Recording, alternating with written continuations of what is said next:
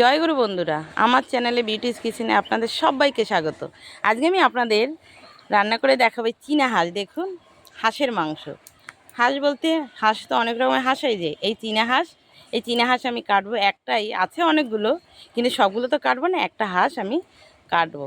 এই চীনা হাঁস রান্না করে আপনাদের দেখাবো। তো দেখুন, এই যে হাঁসটা দেখতে পাচ্ছেন, এই হাঁস। তো চলুন এবার আমি এই মাংসটাকে কাটবো। কাটাটা দেখাচ্ছি না, কেটে বেছে তারপরে আমি দেখাচ্ছি। দেখুন বন্ধুরা, এই যে আমি মাংসটাকে কেটেছি, এই যে কেটে বেছে ধুয়ে একদম রেখেছি। এটা কিন্তু চীনা হাঁসের মাংস। দেখুন কি সুন্দর লাল একদম মাংসটা।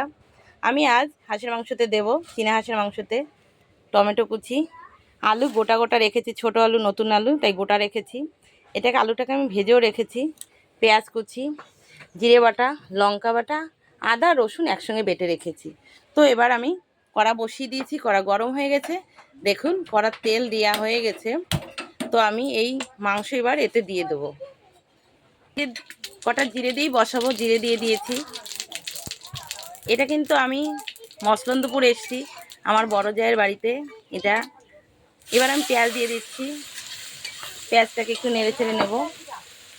দেখুন পেঁয়াজ একটু একটু লাল লাল ভাজা হবে, লাল লাল ভাজছি। এই যে দেখেছেন বন্ধুরা, এটা কিন্তু আমি মসলন্দপুর এসেছি আমার বড় জায়ের বাড়িতে। তো সেখানেই কিন্তু রান্না হচ্ছে। দেখুন এটা গ্যাসেই হচ্ছে, এদের এই যে কাঠের উনুনও আছে, কাঠের উনুনে অন্য অন্য রান্না হয়ে গেছে। দেখুন এটা 2 উনুনের কাঠের উনুন, দেখেছেন? এটা কিন্তু পাইপের উনুন, এই যে পাইপ আছে, এই যে পাইপে ধোঁয়াটা বেরিয়ে যায়। তো এই যে উনুনটা দেখুন কি সুন্দর, দুটো উনুন। কখনো কিন্তু উপরের দিকে কালি ওঠে না। এটা গ্যাসে রান্না করছে, এখন আর কাঠে করছে না। আর এই কড়াটা কালো দেখতে পাচ্ছেন, এটা কিন্তু লোহার কড়া। এই কড়াইতে খাওয়া কিন্তু ভীষণ ভালো। আমরা তো পাই না, বা কোথায় গ্যাসে আমাদের গ্যাস পুড়ে যাবে বেশি, তার ভয়ে আমরা অনেকে রান্না করি না। এই দেখেন এটা কিন্তু লোহার কড়াইতে রান্না হচ্ছে। কখনো কোনো মাছ ভাজা লেগে ধরবে না, কোনো মাংস লেগে ধরবে না। তেল তেলে কড়া, দেখেছেন তো কড়াটা? দেখুন সামান্য হলুদ দিয়ে দিয়েছি, একটু কালারটা পেঁয়াজটা দেখতে ভালো লাগবে তার জন্য হলুদটা দিলাম। এবার আমি আদা রসুন দিয়ে দেবো। দেখুন বন্ধুরা, বেটে রাখা যে সব কিন্তু শিলে বাটা, এখানেও কিন্তু সব শিলে বাটা খাওয়া হয় আমাদের। এই যে দেখেছেন আদা রসুনটা দিয়ে দিয়েছি। এবার এটাকে একটু নাড়াচাড়া দেওয়া হবে।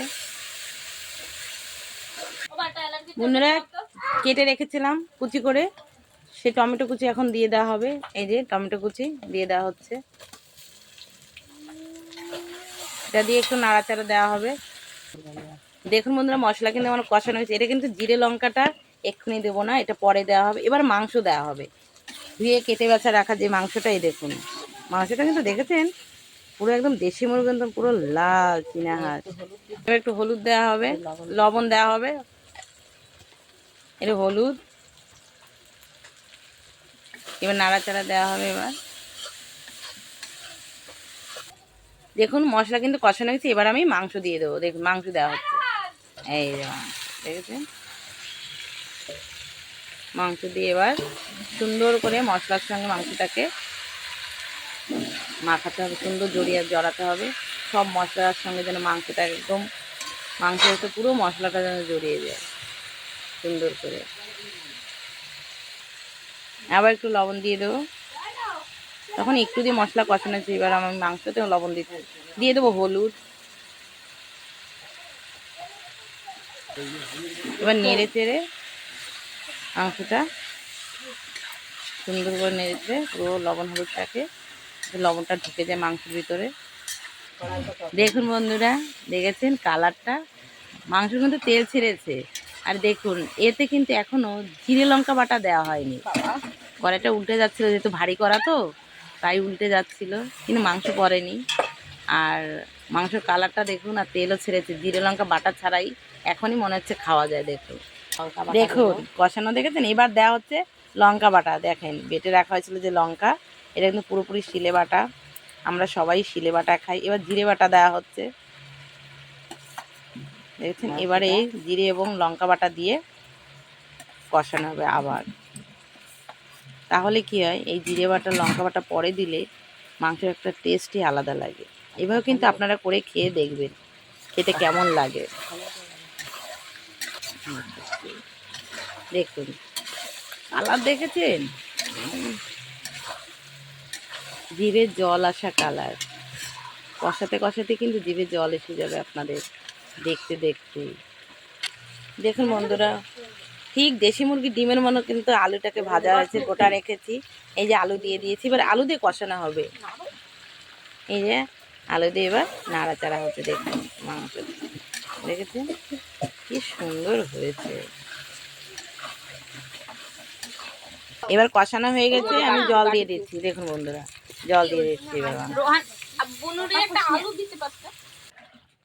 এবার নেড়ে চেড়ে ঝোলটা জাল হবে। দেখুন কালারটা দেখেছেন মাংস। দেখুন বন্ধুরা হয়ে গেছে। আমি কিন্তু ফোড়ন দেবো, আমি কিন্তু ফোড়ন দেইনি, এমনি তেলে আমি বসিয়ে দিয়েছি। এবার আমি ফোড়ন দেবো, নামিয়ে নিচ্ছি। আমি কড়া বসিয়ে দিই, দেখুন কড়া গরম হয়ে গেছে। এবার তেল দিয়ে দিচ্ছি, ফোড়ন দেব। তেলটা একটু গরম হোক, ফোড়ন দেবো। তেল গরম হয়ে গেছে, জিরে দেওয়া হয়ে গেল। দেখুন জিরেটা একটু লাল লাল হবে।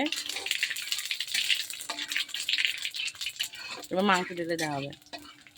লাহার কড়াইতে মাংস দেওয়া হয়ে যাচ্ছে। দেখুন দেখুন দেখেছে লোহার কড়াইতে কি সুন্দর টকবগে ফুটে। দেখুন কি সুন্দর কি অবস্থা। দেখুন বন্ধুরা হয়ে গেছে। এবার গরম মশলা দেব।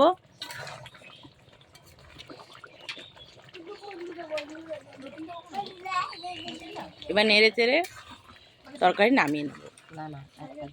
এবার একটু মিট মশলা দিয়ে দেবো। আমি কখনো মিট মশলা দিই না মাংসতে, কিন্তু যেহেতু হাঁসের মাংস তাই একটু মিট মশলা দিয়ে দিচ্ছি। তো এবার গরম মশলা আর মিট মশলাটাকে একসঙ্গে ঝোল এবং মাংসতে মিশিয়ে দেবো। এবার নেড়ে চেড়ে আমি নামিয়ে নেব। তরকারি নামিয়ে নিচ্ছি। দেখুন মাংসটাকে